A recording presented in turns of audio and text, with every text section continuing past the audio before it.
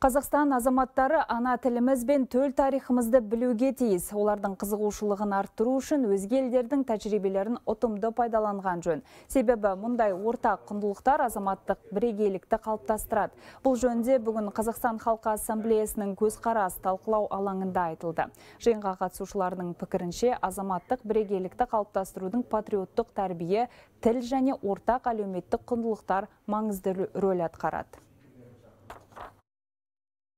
Министрлік жүргізген зерттеудің нәтижесіне сәйкес, респонденттердің 36,8% бірегейлік құндылықтардың ішінде ең маңыздысы деп азаматтық бірегейлікті атап өткен екен.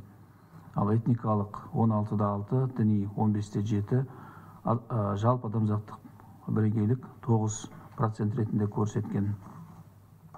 Азаматтық бірегейлік қалыптасып келе жатқан тұтастық пен тәуелсіздік сөз болғанда қоғамның түрлі арандатуға жол бермейтінінде байқауға болады.